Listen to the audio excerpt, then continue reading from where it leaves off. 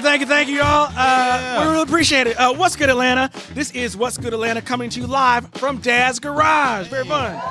Yeah. So tonight we're going to be breaking news and breaking down the stories that make you smile. I'm Mark Kendall. And I'm David Perdue. Each week we give you a rundown of uplifting or even unusual stories from the universe known as Atlanta, as we all try to find a little something that's good, especially in these times. Yeah, that's right. So tonight, we've got a very special guest who can certainly lift our spirits, Miss Cheryl Lowery, whose work continues in the legacy of her father, Reverend Joseph E. Lowery. Give it up for them. Yeah, fantastic. Yeah. And special and big shout out to our other guests in the house tonight, Vanessa Fraction, Amina Brown, and Mandal. One more time, give it for all them. Give it for them. Yeah.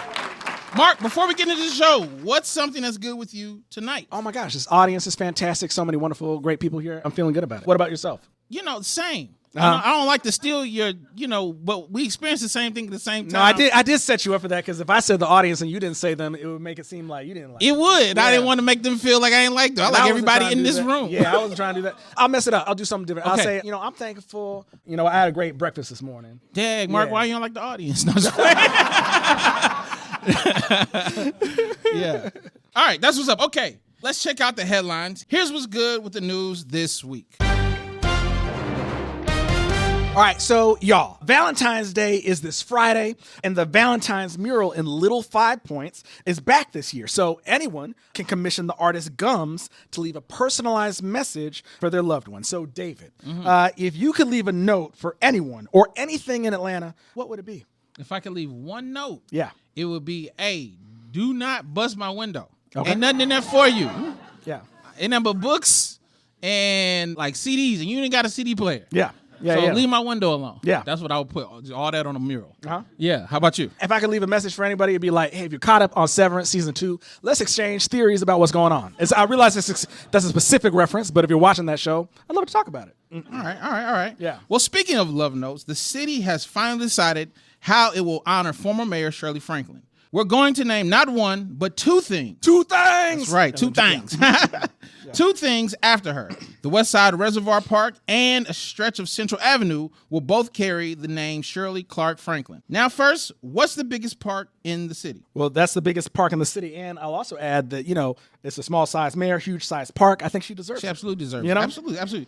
And the new Shirley Boulevard downtown will pass by Underground Atlanta and City Hall. Makes sense. People need to behave. Exactly. All right. Speaking of moving through the streets of Atlanta, this past weekend, 4 million boxes of Girl Scout cookies arrived at a distribution center in Fulton County. So these boxes are going to hundreds of Girl Scout troops across the metro area who last year earned more than $3 million. All right. So now, David, I got to ask the question that's on everyone's mind at this point, I'm sure. What can the Water Boys learn from the Girl Scouts? Hey, this is a good question. I thought about this. Yeah. I don't know if they need to learn as much as they need to collaborate. Oh, I love that. You know what I'm saying? Like, why are not Girl Scouts collaborating with our Water Boys? Yeah. Some of them cookies be a little dry. Yeah. They still delicious. Yeah.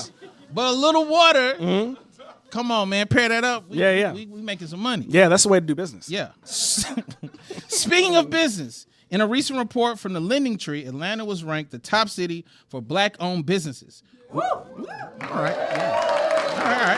We're number one for the third year in a row with almost 14,000 businesses that are Black-owned. Mark, any favorites from that 14,000? Oh, I got to shout out Black Men Smile. Wonderful. Carlton Mackey, brilliant artist.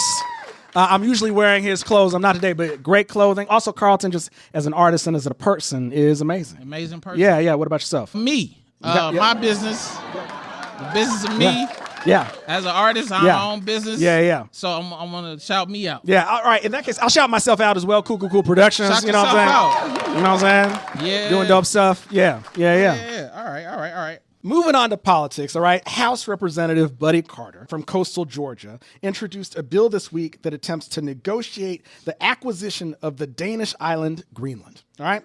But the wild... This last is so appropriate. Yeah. But the wildest part is that it mandates renaming the island to Red, White, and Blueland. I feel like they think we wrote a punchline. No, that was a joke. That's true. That's just what happened. And then they were like, Scanda never. That part's fake. That's a joke. Yeah. But moving on, David, it's a relatively quiet time in the sports landscape of Atlanta. But that said, I think we could use a quick update. Okay. Yeah. It's time for It's Sports. It's sports. Okay, so David, in 60 seconds or less, what do we need to know about Atlanta sports from the last week? All right, specific Atlanta sports. Atlanta Hawks, during the trade deadline, we traded one of our beloved players, DeAndre Hunter. We got 3 players back. And I know none of that matters to anybody, but we are currently on a 3-game winning streak, and we hadn't had one of those in a while. So I just want to shout that out. Okay, we got 3 Atlanta Hawks fans in here. That's cool. Also, one of the Atlanta Hawks, Trae Young, was named an All-Star. Now, he wasn't voted for like the 3rd time I think he's been an All-Star. He wasn't voted. He keeps getting the, sure, you can come to All-Star. And I don't like that for him because I feel like he deserves to be an All-Star voted every time. He's Ice Trae. He's Ice Trae. I feel like he deserves that every time. Also, I'm going to throw one out there. The Unrivaled Basketball League, which is like the women's league that's happening around here. We can talk about that. So they do the cool thing where they've had everybody in the league just plays one-on-one, which I think is super dope. But we had 3 Atlanta Dream players play. Ryan Howard advanced, and then I saw Alicia Gray and Jordan Canada have to play each other. Shout out, if you've listened to the podcast, you know I'm a big Alicia Gray fan. And she going for the money again. You remember she won the All-Star game money last time. It's $200,000 on the line. I feel like she's just getting go mode. So she going to go get that money again. So that was fun to watch. I want to talk about the Super Bowl real quick. Okay. If for nothing else, then can I just, anybody who talks about the Super Bowl, if any team is ever winning by a lot, you don't have to mention our name. You can make commentary about what's happened currently. Yeah. You don't have to be like, last time it was like this, Atlanta, like, hey, we know. Everybody knows. You're not breaking any news, and I don't think you're that good at your job if you have to do that. That's a weird crush to have. Yeah. All right. Anyway, Bill Belichick's new girlfriend was seen wearing a Falcons Super Bowl 51 jersey shirt, as one IG comment said, 28-3 isn't anywhere as bad as 72-24. Okay. And that's It's Sports.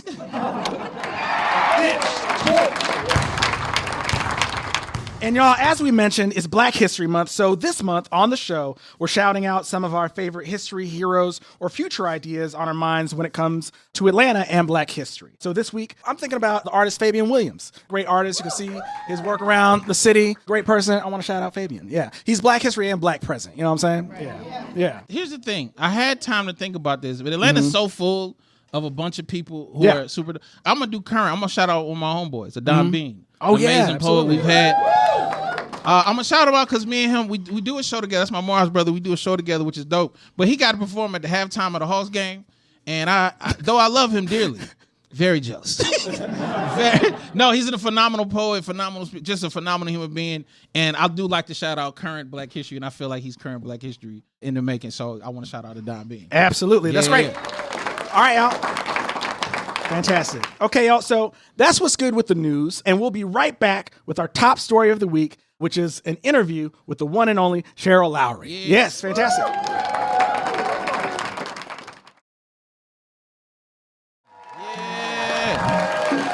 Welcome back. We are live at Dad's Garage for a special live show. And now on to our top story. Tonight, we have a very special guest joining us. She's the president of the Joseph and Evelyn Lowery Institute for Justice and Human Rights. Her work focuses on civic engagement, supporting a new generation of leaders, and continuing the nonviolent advocacy of her parents. Please welcome in Cheryl Lowery, everyone.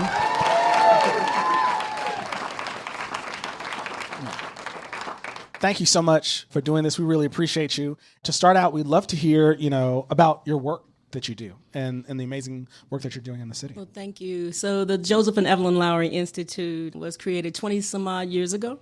It was created to help a new generation learn the advocacy of Joseph and Evelyn Lowery. And so it's my honor, I'm humbled to do this work every day. And it's just been my privilege to do so. What we do is we pretty much work with college students. We are located on the campus of Clarke Atlanta University, and we work primarily with students from Clarke, Spelman, and Morehouse, but we also have students from Howard who are working with us on our food insecurity capstone.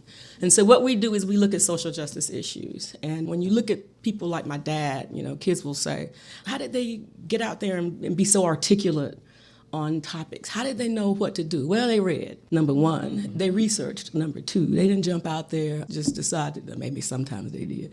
But for the most part, They strategized in basements of our homes talking about what they were going to do, what's the goal, what are we looking to do. And so what we do with capstone students is we take social justice issues and we first teach them how to research. And they spend the first semester just, what are we talking about, right? And then second semester, we get into activism. And so with civic engagement, for example, for the last 3 years, they've been looking at voter suppression and misinformation. And so they were a little heartbroken this year, I'll just tell you that right now.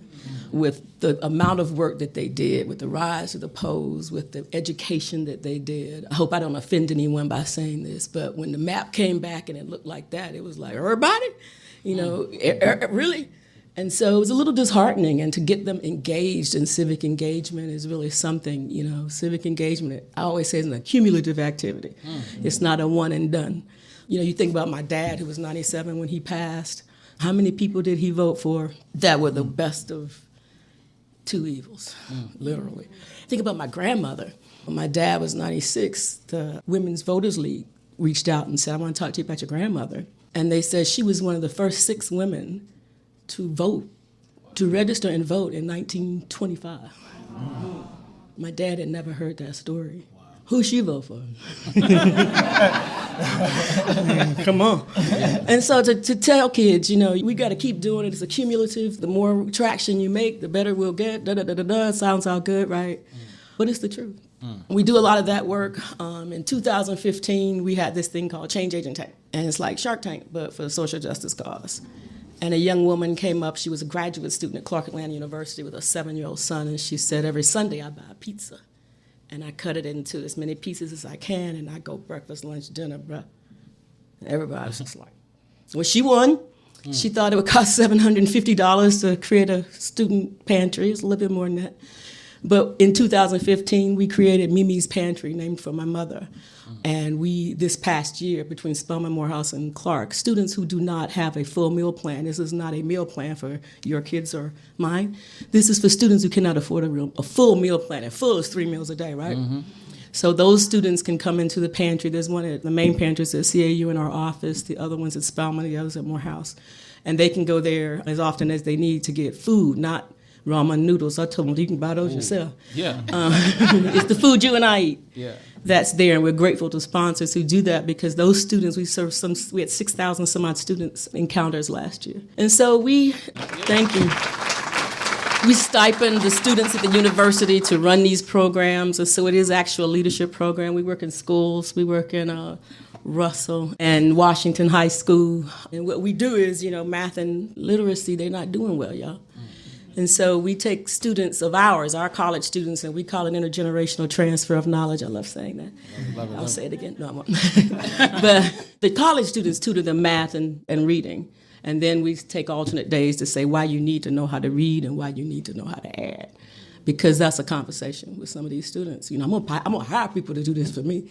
I'm going, how you know they're not ripping you off if you can't read? How do you know, True. So those are the types of things we do in if there's a social justice initiative that's on campus or otherwise, we try and address it. But it's a learning opportunity. Yeah. It's teaching servant leadership and trying to talk about serving the least of these. Got you. I just want to say real quick, I wish that pantry was there when I was in AU. I hear that every day. I have a question, which is really near and dear to my heart. What was it like as a child growing up in a house where they centered civil rights? I've told you the story, but your father was very influential. I always tell people two people helped influence me to do comedy because I saw the power of comedy. One was Dick Gregory, and the other was actually your father. I used to watch him the State of the Black Union, and I was like, this is one of the funniest people I've ever seen. He was a comedian in his former life.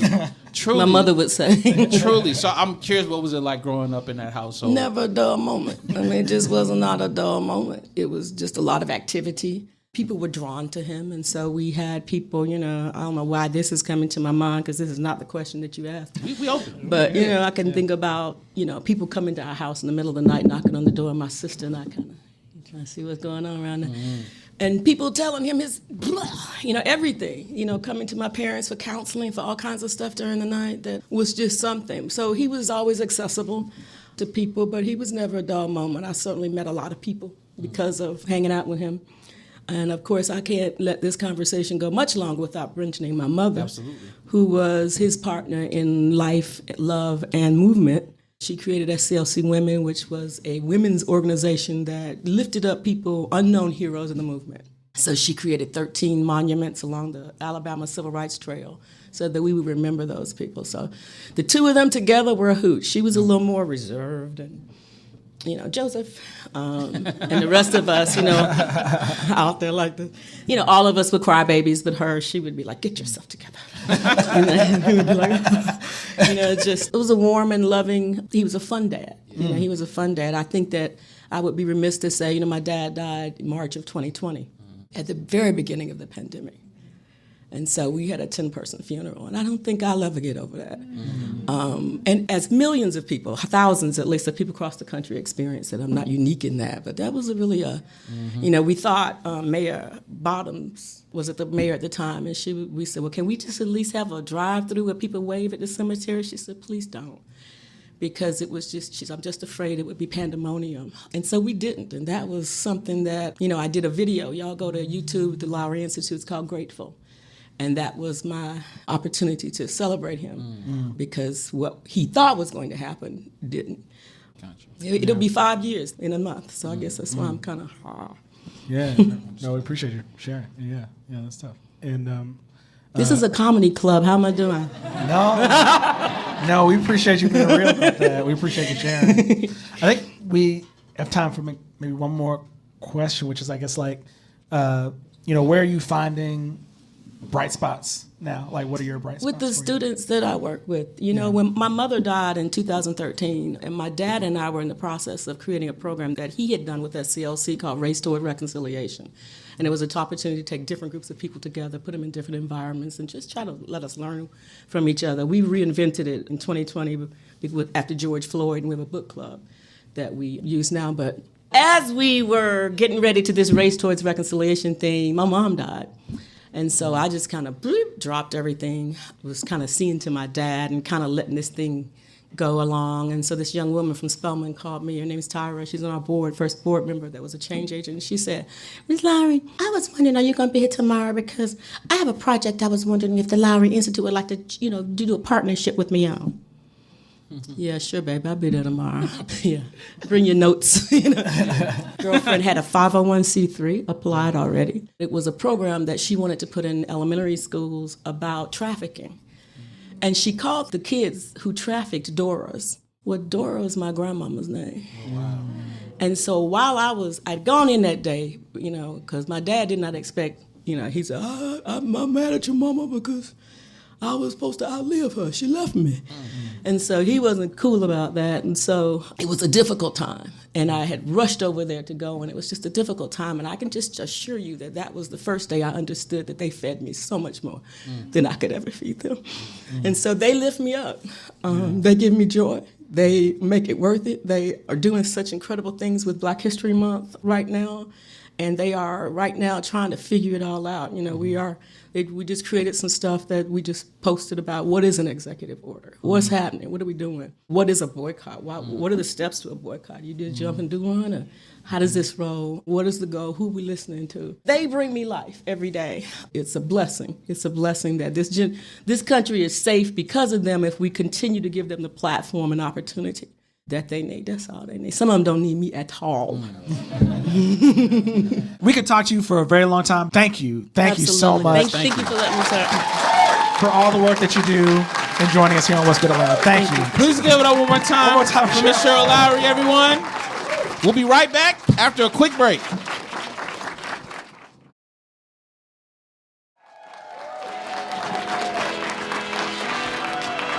Okay, y'all. So before we go, there's one other piece of news to touch on. The reopening of an iconic restaurant here in Atlanta, the Sundial. Ooh, all right? Yeah, that's right. The bar at the top of the Peachtree Plaza, 73 floors up, is now back open to the public just in time for Valentine's Day. And so to help us break this down, please welcome in special correspondent and friend of the show, Mandal, y'all. Thank you. Yeah, all right. Okay, so... Well, we imagine a lot of people, right, are trying to find the perfect date spot for Valentine's Day this weekend, right? And we thought you could help us give some recommendations. Man, have you ever been to the Sundial? Absolutely not. Okay, yeah. It sounded expensive. Yeah. Okay. Have you been, Mark? Ever Yeah, been? I've been before. I went on I went in, I think, my senior year of high school, and I remember I ordered the chicken because that was the lowest price thing. And I was like, this is what I can do. So I did it. And I still think about the chicken every day. Yeah. It was real good. It spin around. It slowly spins around. Very, very slowly. Very slowly. Very slowly. So you'll be like looking up and you're like, Yeah, not quite I a can roller see- coaster. Yeah, no, But no, you'd no, be no, like, no. oh, that's a different part of the city than it was 10 minutes ago. Imagine if you drove really? through. Imagine if you drove through Wendy's, paid a lot for that Wendy's, and then you drove in a big circle very, very slowly, and you were sitting in the back. That's a little bit like Sundial, but not. But that's Hey. like the closest comparison. That And remind that makes it me- sound like it's bad, but it's not. It's a fun experience. Yeah. No, for that remind me of that. I had some funnel cake and I got right on acrophobia at Six Flags one time. Yeah, I feel like same thing. It's same as that thing. Pretty much same thing. Yeah. yeah. But you should check it out. It'll be fun. Yes. All right, so we imagine a lot of people, Valentine's Day coming up, they're looking for places, spots to go hang out for the occasion. So, Mandal, we thought you could help us with some recommendations. Yes. We're about to do a top five. Top five. I did not expect that. Yeah, we had that for you. Yeah. Yeah, so top five is where we name our top 5 things of a specific category, and we'd love for you to give us your top 5 date spots or activities in Atlanta. We just talked about the Sundial. We previously covered the fact that Waffle House takes reservations on Valentine's Day. Did y'all know that? All right. Wow. So, everybody in this crowd They about to put go. down, it's very special. They put white cloth on the table. Yeah. You can make a reservation. It's the only time. Too many people are turning their nose up at this idea It's right a now. good idea. That sound like It's a good night. idea. And I thought we were all in this together. Nah, that's already. hard. And that's such a bougie It's the only. idea. It's the only time of the year where you can make a reservation at Waffle House. Apparently, Exactly. I don't know how it works, but they I heard do an it. audible no. Would they do they do the waffle in the heart shape? I think they do. I think they have to. In Yeah, order to be- These yeah. are special. Yeah. So like if that. you're going to set up a special out on Valentine's Day, Mandal, what are you doing? Give me 5 picks. We doing the $0 list. Okay, great. First one I got. You know that trolley that go around the belt line? The trolley that goes trolley. around the belt line. It go through Edgewood. Y'all know what I'm talking about? You mean the trolley? Getting on that. Wait. The trolley? No one be on there. You can get some alone time. You could be on there all day. Yeah, it's a streetcar. Just you and your girl. It's a streetcar. Streetcar. Oh, Talking about the streetcar. it's not a little trolley. different. The trolley is the precursor to the streetcar. Oh, okay. Yeah, no, that's good though. That's good. That's good. streetcar. Why they waste money on that? Who rides that? You on Valentine's Day? Yeah. I forgot. I was on the side of the trolley Right. earlier. Sorry about All that. right, The so that's streetcar. one. That's one. That's great. Okay, my second one is standing across the street from Bulldogs and watching the fights. Standing across the street from Bulldogs. Do y'all know what watching the fights. Bulldogs is? If you stand across there between 11 to 1 p.m., it's UFC. It's nothing but the best fights I've ever seen. Can I comment on that real quick? Yeah. He's not wrong, because I've been there. If you go, Laughing Skull Lounge is right across the street. I've seen many a fight. I will say this. You ever got somebody send you a fight video? And then, like, you know what I'm saying? Everybody's got to send a fight video. If they send you that, it means, like, we can bond over this experience. Do it live, is what he's saying. Yeah, Do it live. absolutely. It bring you together, low key. Okay, I found this on Reddit. Y'all know that graffiti? That's that eye. Y'all know what I'm talking about? I think a nice night would be going across the city and finding all 30 of them. Wait, how you know it's 30 of them? I just guessed. I didn't think that far. You told me about this 10 minutes ago. Nah. You can't poke holes in something that you told me 10 minutes ago I had to do. He like, where you come up with that? You just told me. I didn't have a day to figure this out. Okay, number 4. I have nothing else on my paper, so I'm just doing this as I think. Right. Well, we done a couple zero budget ones. What if I gave you a check for as much money as you wanted? Then what would you do? Okay, Yeah. if I had a check for much money. Oh, Sundown okay. money, yeah. Go to that left wing in Lenox. That left wing in there. You know the part that you're not allowed to go to with all the expensive stuff? Just hang out over there and watch Usher shop. You know what I'm saying? Every time I've been in Lenox, Usher is in there buying the whole Gucci store. Get an autograph. That sounds like a good night. Yeah. And my last one here, because it's definitely written down what the last one is. Right. A night at Dad's Garage. Hey. man of the people. That's hilarious. All right, y'all. Please give it up for Mandal. Mandal, anything you want people to check out or support you on or anything like that? Nah. Keep watching this show. Keep doing that. Big thanks again to Cheryl Lowery for joining and dropping in some inspiration. And thanks to all of you for being such a wonderful live audience. Live Y'all have audience. been fantastic. Yeah, give yourselves a Thank round you. of applause.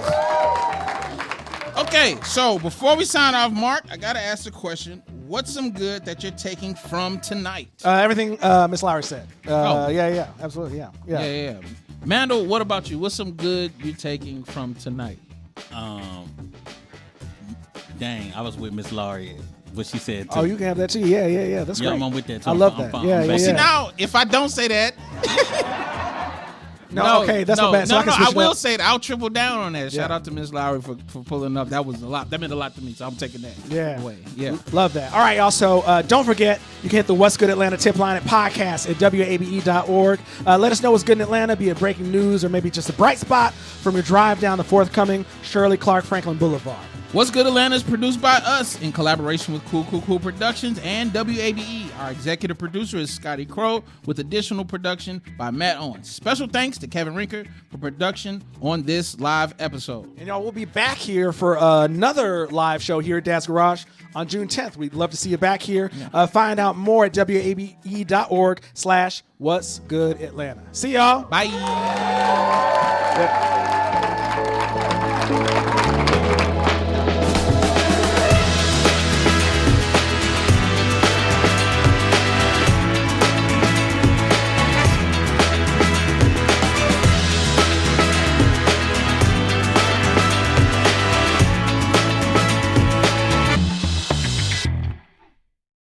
WABE.